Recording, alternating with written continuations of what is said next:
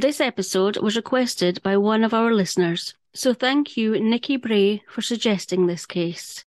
The clock hands in the office of William Johnston, a partner at J&G Johnston Linen Manufacturers in East Weems, showed it was almost 12:50 p.m, and William noted that the office clerk, Michael Brown, had not returned from the bank by 12 noon as usual. Minutes later, news reached the linen manufacturers and William that either a suicide or murder had taken place in the public lavatory on School Wynd.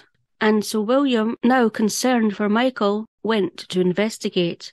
East Weems, according to Visit Scotland, is a village situated in the south-east of Fife on the east of Scotland. It lies on the Firth of Forth and is a 14-minute drive north-east of Kirkcaldy. The Brown family were very well known in East Weems, with generations of their family having resided there. However, William Brown, his wife and 6 children briefly moved to the nearby town of Buckhaven, but in 1907 moved back to Station Road in East Weems. Upon the family moving back to East Weems, one of their children, Michael, who was known as Mickey Swinton Brown, who was 14 at this time, left school and began working as a junior clerk in the counting house of the linen manufacturers J&G Johnston, who were located on the seafront of East Weems and who employed over 200 workers. Among both his fellow employees at the factory as well as his bosses, wee Mickey was very well liked, described in an article in the Leaven Advertiser and Weems Gazette as being a bright and cheerful lad, with an old head on his young shoulders, despite in 1909 looking much younger than his 16 years of age. The employees at the linen manufacturers were paid weekly on a Friday, and since the introduction of tram cars in the area 2.5 years prior, which included stops at East Weems and Buckhaven, each Friday the junior clerk in the counting house would travel to the Royal Bank of Scotland in Buckhaven, a town located about 1.7 miles or 2.7 kilometres north of East Weems, to collect the weekly wage, which could be anything from £80 to £150, which in today's money would be about £8,000 to £14,200 or $9,900 to $17,600. On Friday, the 19th of February 1909, it was 16-year-old Michael Brown's turn to make the trip to the bank to collect the weekly wages. And so, about 10:30 a.m, Michael left the linen manufacturers with a cheque for £85 or $105 to cash and a brief bag to carry the money in on his return. Michael caught the 10:45 a.m. tram at the top of School Wynd in East Weems and travelled the 10 minutes to Buckhaven before alighting the tram and making his way to the bank. Here he handed over the cheque and said that he would come back, giving the bank staff enough time to get the money ready. He then had a wee walk around Buckhaven before heading back to the bank, where he collected £25 in single notes, £20 in half sovereigns, and £40 in silver, which made up the £85 or $105, which in today's money would be about £8,100 or $10,000. He then left the bank and walked to Station Road in order to catch the 11:45 a.m. tram back to East Weems. As he waited for the tram, he was joined by Alexander Edmonston. The pair knew each other, as they both lived with their families in East Weems, and Alexander had worked as a carter before, where he had delivered to the linen manufacturers, and so they said hello to each other. Tram 1 then arrived, and the pair got on to the empty tram. At the next stop, 14-year-old Peter Adamson, who was a messenger boy, got on. Peter knew Michael and Alexander, and they all exchanged hellos, before Peter then got off at the next stop, leaving Michael and Alexander alone in the tram again with the conductor, Mr. Chalmers. At 11:55 a.m, tramcar 1 arrived back at the stop at the top of School Wynd in East Weems, and Michael alighted first from the tram, followed by Alexander, and both Michael and Alexander were seen at the top of School Wynd by a miner and baker's van man who had stopped to have a chat. Michael then began walking down the steep brae of School Wynd towards the linen manufacturers located on the seafront. However, Michael wasn't alone. 23-year-old Alexander Edmonston, who was the eldest child of Walter and Mrs. Edmonston. The family were originally from Edinburgh, but had moved to East Weems 8 years prior. Alexander still lived with his mum and dad, as well as his widowed sister and her young daughter. Neighbours of the family described Alexander as a man who could work but often would not. Certainly, for the first 2 months of 1909, Alexander had worked for only 2 weeks as a labourer at a brewery, and his mum had told him on the morning of Friday the 19th of February 1909, before he left the house after his breakfast, according to an article in the Fifeshire Advertiser on the 27th of February 1909, that things could not go on as they were, and that you must get work by Monday, or you will have to leave, for we cannot keep ourselves, much less you. And so with those words ringing in his ears, Alexander left the family home that morning, telling his mother that he was going for a sail from Methil Port, a neighbouring village, with neither himself or his mother thinking that he would never return. Michael Brown made his way down the School Wynd brae, either with Alexander Edmonston following him or having made the decision to walk with Michael. However, when the pair came to the public lavatory, about halfway down School Wynd, whether by design on Alexander's part or by force, Michael and Alexander went inside. Once inside, Alexander carried out a brutal attack on the young Michael, so severe that upon his boss, William Johnston, becoming aware of the situation and attempting to identify the body, he was only able to do this by Michael's clothing, as his face was beyond recognition. Upon brutally murdering Michael, Alexander then grabbed the brief bag containing the £85 or $105, and first checking that no one was around outside, he left the lavatory, knowing full well that he would not now be able to go home. The beaten-up body of 16-year-old Michael Swinton Brown was found within half an hour of him alighting from the tram car at 11:55 a.m. by 9-year-old John Morgan, who had been walking up the brae and happened to enter the lavatory.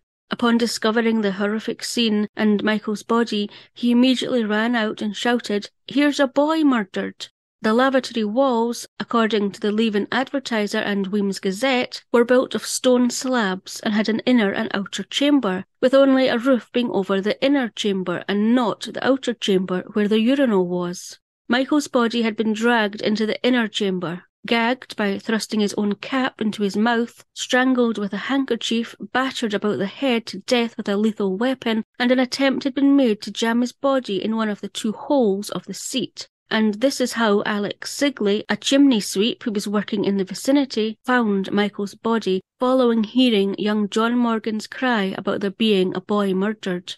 Realising just how dire the situation was, he left the lavatory in order to summon help, with a local police constable arriving on the scene almost immediately.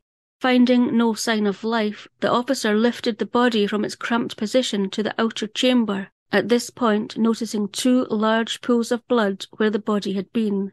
It was also observed that there was an ugly cut above the left eye that had disfigured the face. There were marks of violence behind the ears, and the head bore at least half a dozen marks, which indicated that the head had been violently kicked with a heavy booted foot. Although realising that sadly the unrecognisable boy was dead, the officer called for the local doctor, Dr. Watson, to attend the scene, and upon attending he pronounced life to be extinct, and that it had likely happened soon after receiving the severe blows.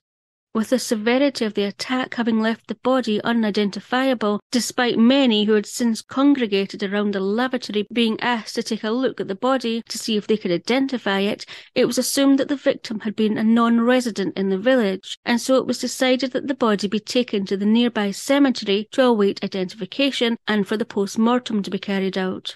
It was as Michael's body was being transported to the cemetery that the news made it to Michael's bosses and fellow employees at the linen manufacturers that there either had been a suicide or a murder in the lavatory on School Wynd. Michael's boss, William Johnston, being concerned for Michael's welfare, with him now being over an hour late back from the bank, made his way to the cemetery to hopefully satisfy himself that the body wasn't of Michael and that Michael had just been held up. As William made his way to the cemetery, word left the manufacturers of Michael's lateness, which led those in the village to speculate that the body could be Michael Brown's. And so everyone waited for William Johnston to return from the cemetery, hoping that there was nothing in the rumour that was spreading like wildfire that the murder victim could be that of 16-year-old Michael Swinton Brown. Sadly, that was not the case, and while William Johnston was unable to identify Michael due to the severe attack, he instantly recognised the clothing to be that of Michael's, and he was overcome with sadness to see what had been done to a lad who he and all at the linen manufacturers were very fond of, as Michael was known to be honest, painstaking at his work, and always happy. William Johnston so cared about his young clerk as well as his family that he sent word that his mother was to be told in as kind a way as possible about what had happened to her boy, a mere 100 yards or 91 metres from his home. While the devastating news that it had been Michael's body spread to a shocked village, while the factory bosses announced that everyone could have the remainder of the day off, while many villagers gathered on School Wynd, and while the Brown family's lives were shattered, the hunt was on to find Michael's killer. Upon identifying the body as being Michael, William Johnston immediately told the police of Michael's journey that morning to the bank and that he would have been carrying a significant amount of money in a brief bag. Upon finding this information out and the lavatory being checked, it was discovered that the brief bag full of money Michael would have been carrying was missing, along with his distinctive gunmetal watch and chain, and so robbery was quickly established as the motive. Up to this point, being about 3 p.m, the lavatory had remained open and unmanned, and so many locals had had the chance to go into the lavatory and have a look, although they quickly emerged again when they were faced with pools of blood on the floor and splattered on the walls, with evidence that Michael's head and face had come into violent contact with the walls of the lavatory. However, eventually it was thought it best if the lavatory was boarded up and a police officer was tasked to guard it until such time the scene could be examined, and when it was, a perfect hand and fingerprint was found in the blood-soaked woodwork next to that of a child's handprint, thought to be Michael's. With the body now being identified and the motive being thought to have been robbery, the police officers then began seeking witnesses to Michael's journey that morning to see if anything could lead to who the murderer was, and it wouldn't take long for a strong potential suspect to emerge. While there were no witnesses to Michael and his attacker entering or leaving the lavatory, despite it being surrounded on 3 sides by homes, and despite it being in the middle of the day, someone working in the vicinity of the lavatory heard shuffling and gasping noises coming from the lavatory shortly after 12 noon, but didn't think anything of it and didn't investigate. However, Michael Brown was seen at the top of School Wynd by 2 men who had stopped for a chat, and they said that they had seen Alexander Edmondson there at the same time. Next, the police wanted to interview those on the tram that would have taken Michael Brown from Buckhaven back to East Wemyss, where Michael alighted at the top of School Wynd's brae. However, there initially was some confusion about which tram Michael had been on.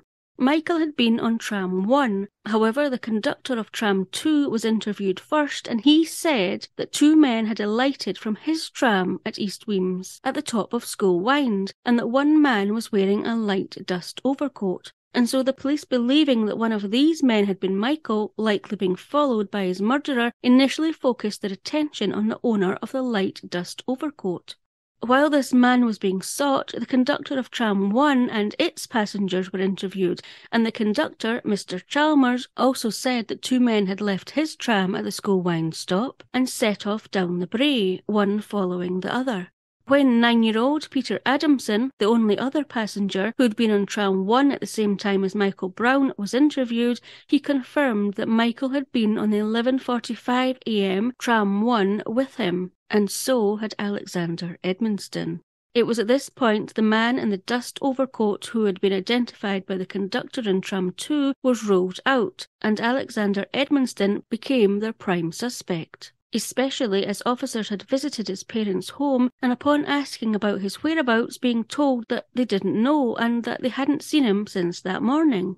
Alexander's parents could not believe that their son was the man the police were looking for, telling them that Alexander had said he was going to Methil Docks that day for a sale and that he wasn't even in the area.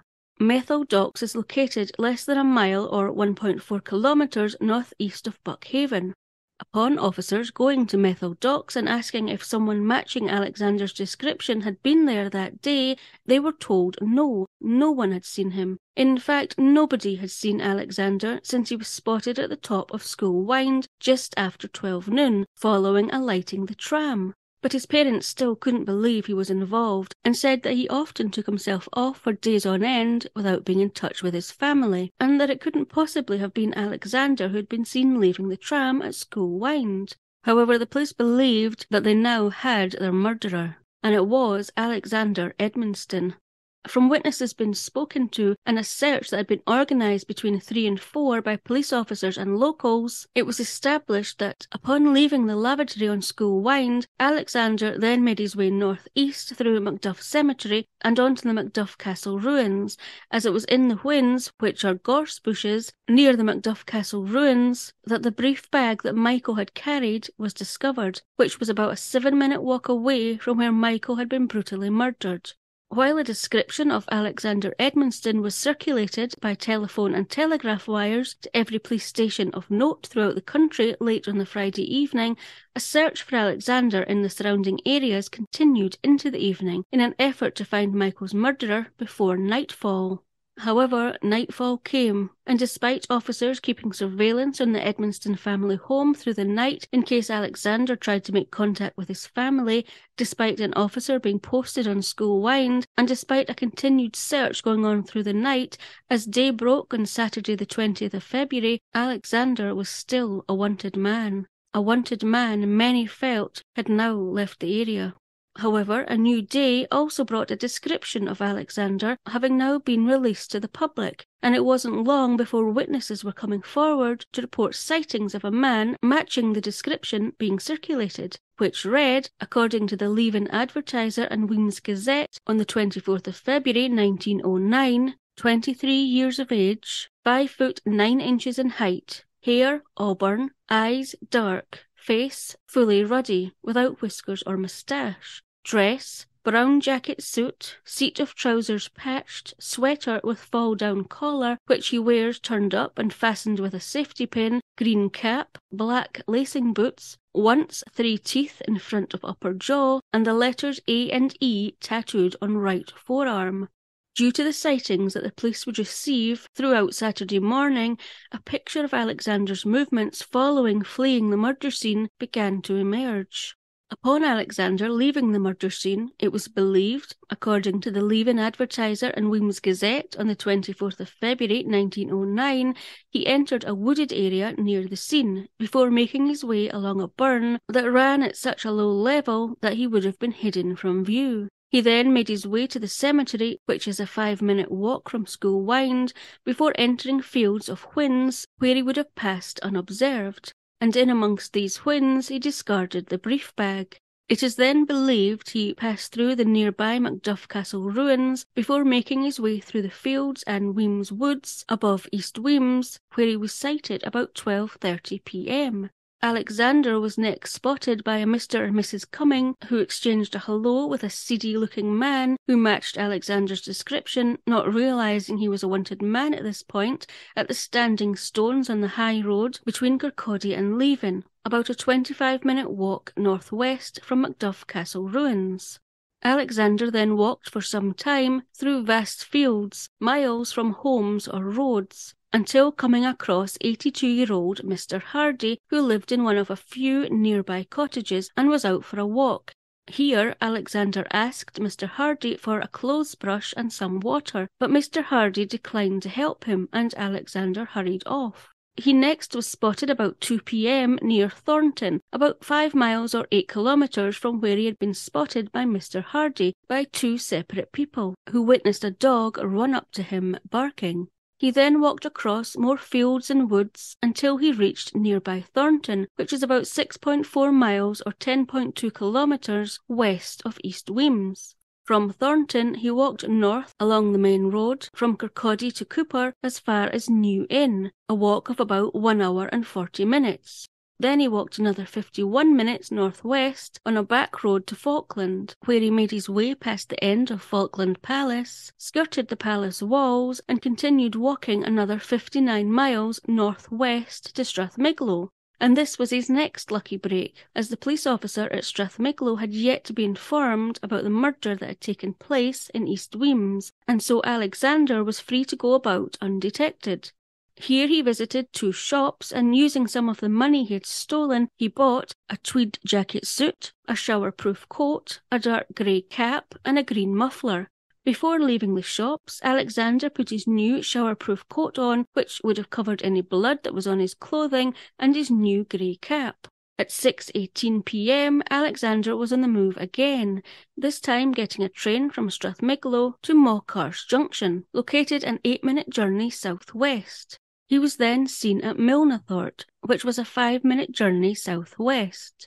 The station master observed that Alexander was carrying a brown bundle under his arm, which would have been his new clothes. He then took another train from Milnathort to Bridge of Erne, located a 39-minute journey north, and he was seen again at Bridge of Erne, where he took a train to Perth, located a 16-minute journey northwest and known as the Fair City. With Perth being a city and Alexander likely being exhausted, having not only murdered someone that day, but also having quite the journey, he likely felt he had a good chance of remaining undetected, and so he made his way to a temperance hotel where he stayed for the night. Temperance hotels, according to helensboroughheritage.co.uk, aimed to provide people with various amenities of a standard hotel except the alcohol, and they formed a highly visible and important part of the wider temperance movement. On Saturday morning, Alexander must have begun to feel uneasy, as about 9 a.m. he was on the move again. Now, back in East Wemyss on Friday, while Alexander is getting further and further away, the hunt for him is continuing, albeit slowly and with a slight delay in searching for him due to the wrong men initially being identified as being Michael and Alexander by the conductor in tram number 2, and the police knew that with every hour that passed without finding Alexander Edmonston, there was a chance they may not be able to track him down. And so despite the chief constable having every faith in his police force, on Friday evening he sent a wire to Major Richardson in London requesting that he attend East Wemyss with his well-known bloodhounds. Major Richardson was happy to oblige and promptly arrived in East Wemyss with his 2 bloodhounds on Saturday at 6 a.m. However, he was disappointed to note that a thin layer of frost was on the ground, which was not ideal for his bloodhounds to be able to pick up a trail. However, they must try.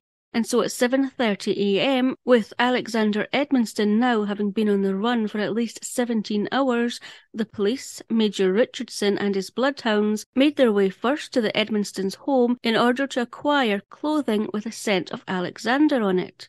Despite Mr. and Mrs. Edmonston being extremely distressed with the situation that their son found himself in, they were eager to help. However, Mrs. Edmonston advised them that there was no unwashed clothing of Alexander's to give them, and so the Major directed them to a pillow on Alexander's bed instead. And so taking the pillow with them, the party set out, firstly taking the dogs to the areas where they knew Alexander had passed through, being the cemetery and the field of whins where the brief bag had been found. The dogs were let off the leash and everyone's hopes were immediately up as the dogs were seen to be giving tongue, a sure sign that they had struck the trail. The dogs then led the group on past Macduff Castle ruins and through a field towards the main road and a wooded area. However, it soon became evident that the dogs had lost the scent of Alexander, and so the dogs were taken back to the main road, where again they picked up a scent briefly before losing it again. The group, by this time being followed by a large number of curious locals, either walking or on bicycles, walked towards where Alexander had been spotted by Mr. and Mrs. Cumming near the Standing Stones Road. Over the road, the dogs again picked up a scent, and the group walked on for a considerable distance in silence, hoping that they were closing in on the killer. It was noted by many that the area they had found themselves walking through was tough terrain and very deserted, with not a house or road in sight. The group next came out at the cottages, where 82-year-old Mr. Hardy had been approached by Alexander the day before, asking if he could have some water and a clothes brush. When questioned, Mr. Hardy said that while he wasn't willing to give Alexander Edmonston water or a clothes brush, he directed him to his next-door neighbour. saying that Alexander had knocked on the next-door neighbour's door so quietly he wasn't heard, before he then hurried round the back of the cottages and headed along the road. Mr. Hardy said that he hadn't noticed any sign of blood on Alexander's clothing. At this point, the dogs lost the trail, but upon taking the path Mr. Hardy said Alexander had taken round the back of the cottages and along the nearby road, the scent was picked up again, with the dogs leading the group for about 5 miles over rough ground and through woods before coming out near Thornton to the spot where Alexander had been seen the previous day by 2 young women when a dog had run up to him and barked loudly. When one of the women was questioned, she said that Alexander had been walking pretty fast, making west in a slouching manner, with his cap pulled low over his eyes. They also saw no bloodstains on his clothing, but they hadn't noticed his feet, but did say that he looked shabby. Shortly after this, the dogs lost the scent again. The group and dogs had a rest and refreshments at Thornton before resuming their efforts again. However, with the time that had passed and the frost that had lain on the ground, the hunt was abandoned at 3 p.m, and Major Richardson and his bloodhounds returned once again to London on Saturday night. By this time, however, the description of Alexander Edmonston had now reached far and wide, and the telephone bell at the police station was seldom silent, with sightings of him being reported. Following receiving information that Alexander had bought new clothing in Strathmiglo, any sightings of Alexander wearing the new clothing could also be included as relevant information. They also now had received sightings of him at various train stations, and that he had last been seen at Perth station. And so Detective Nicholl and Deputy Chief Constable Scott made their way to Perth early in the morning of Saturday the 20th of February and visited temperance hotels and lodges in Perth, asking if anyone matching Alexander's description had been there. While the officers initially had no luck, they soon received word that a guest who had stayed at a temperance hotel in Perth on a Friday night, upon reading the morning papers and seeing a description of the wanted man, had informed the police that a man matching the description in appearance and age had stayed at the same temperance hotel as himself on Friday evening. The detective and deputy chief constable immediately went to this temperance hotel in the hope of apprehending Alexander Edmonston, only to be told by the guest that he had left the temperance hotel at 9 a.m. that morning. As it was now only about 10 a.m, the officers felt like they were closing in on the wanted man, and so predicting that he would likely have headed to Perth Central Station in order to flee the area, officers hurriedly made their way there, where they were pleased to discover that a man matching Alexander's description had indeed purchased a train ticket, a ticket for the 9:35 a.m. intermediate train heading to Edinburgh, a journey that would take about an hour and 32 minutes. And so there was just time to contact the Edinburgh Constabulary with this information, who in turn immediately rushed to Edinburgh train station and were just in time to meet the train from Perth. All they had to do now was wait for the man who matched the description of the wanted man that had been circulated to come off the train. And so they waited and waited, but despite scrutinising every face that came off the train from Perth, there was no sign of Alexander Edmonston or anyone matching his description. So that's the end of part 1. Part 2 covers the aftermath and goings on in East Wemyss following the murder of Michael Brown. The hunt for Alexander Edmonston continues, and we find out where he actually was when police were waiting to apprehend him off the train at Edinburgh. So join me next time for the conclusion to the Michael Brown murder.